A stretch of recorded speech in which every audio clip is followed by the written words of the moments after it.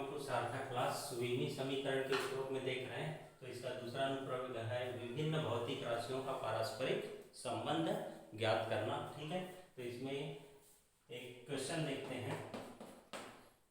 सरल लोलक का आवर्तकाल, सरल लोलक का आवर्तकाल, सरल लोलक का आवर्तकाल, इसको हम T से दर्शाते हैं। ठीक है, लोलक की प्रभावकारी लंबाई, लोलक की प्रभावकारी लंबाई, लोलक की प्रभावकारी लंबाई L तथा गुरुत्वीय त्वरण, गुरुत्वीय त्वरण को स्मॉल g से प्रदर्शित करते हैं, गुरुत्वीय त्वरण g पर निर्भर करता है, पर निर्भर करता है।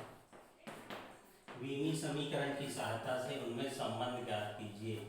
विमीय समीकरण की सहायता से, विभिन्न समीकरण की सहायता से उनमें संबंध ज्ञात कीजिए, उनमें संबंध ज्ञात कीजिए, उनमें संबंध ज्ञात कीजिए।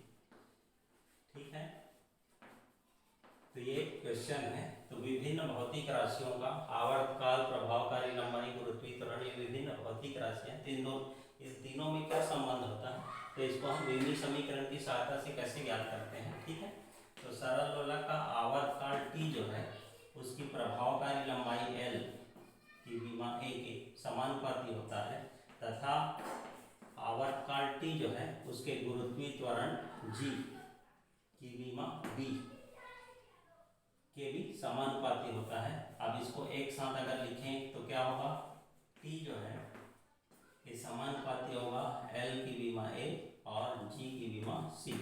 ठीक है, अब T बराबर, अब समानुपाती का साइन हटाते हैं कोई भी, तो एक कांस्टेंट लेते हैं, तो यहाँ पे कांस्टेंट मान लेते हैं K, और ये L की विमा A, G की विमा D, सॉरी ये D है, ये G की विमा B, इसको हम समीकरण 1 कर लेते हैं। ठीक है, यहाँ तक आ गया। तो सबसे पहले T जो है प्रभावकारी लंबाई L की विमा A के समानुपाती होता है और गुरुत्वीय त्वरण G की विमा B इसके भी समानुपाती होता है। दोनों को एक साथ मिला के लिखेंगे तो ये आ जाएगा। अब समानुपाती का साइन हटाते हैं तो एक कांस्टेंट लेते हैं, तो यहाँ पे कांस्टेंट K मान लेना, तो L की विमा A, G की विमा B, ये इस प्रकार से हो गया समीकरण 1। अब इसके आगे देखते हैं। इसके बाद क्या करना है, समीकरण 1 के दोनों पक्षों की विमाओं का मान रखेंगे। ठीक है, समीकरण 1 के दोनों पक्षों की विमाएं, दोनों पक्षों की विमाओं, दोनों पक्षों की विमाओं का मान रखने पर,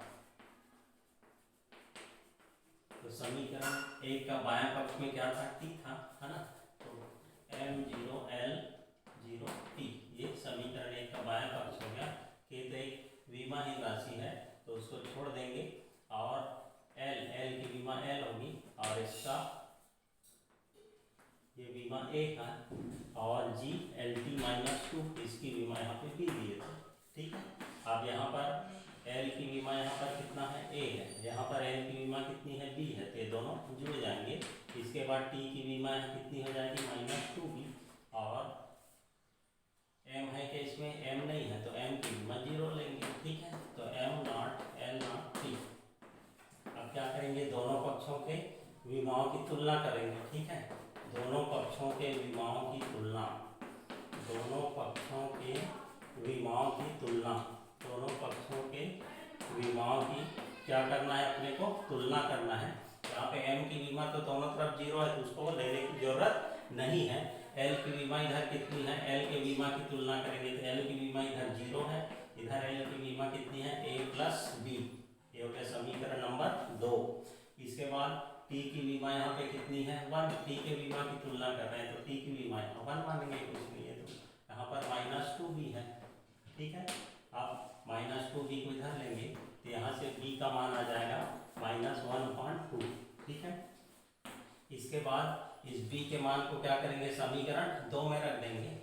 ठीक है, समीकरण 2 में B का मान रख देंगे। ठीक है, B का मान रखने पर तो ये समीकरण 2 में यहाँ पे है 0 और a का a रहेगा, b का मान कितना है -1/2।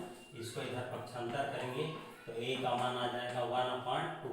ठीक है, तो इस प्रकार से a का मान मिल गया।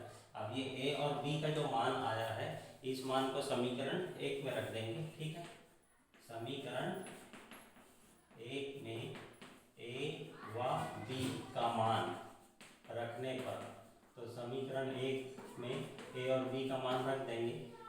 तो समीकरण 1 क्या था, t बराबर k l, a का मान कितना है 1/2 g, b का मान कितना है -1/2, तो t बराबर k l की बीमा यहाँ कितना है 1/2 और -1/2 इसको नीचे लेंगे तो ये हो जाएगा 1/2। अब दोनों का 1/2 को हटा देंगे तो t बराबर आ जाएगा k √l/g। ठीक है, और यहाँ पर k का मान जो है नीतांक है, इसका मान यहाँ पे 2π लेते हैं, है ना, k बराबर 2π लेने पर तो ये आ जाएगा t बराबर 2π√l/g। तो इस प्रकार से ये सरल लोलक के आवर्त काल का सूत्र हमको ज्ञात हो जा सकता है। ठीक है, तो इस प्रकार से विमीय समीकरण के उपयोग से सरल लोलक के आवर्त काल का सूत्र हम ज्ञात कर सकते हैं। ठीक है, तो ये एग्जाम के दृष्टिकोण से बहुत ही महत्वपूर्ण क्वेश्चन है ना। इसी प्रकार से और वीडियो देखने के लिए चैनल को लाइक और सब्सक्राइब करें। Thank you.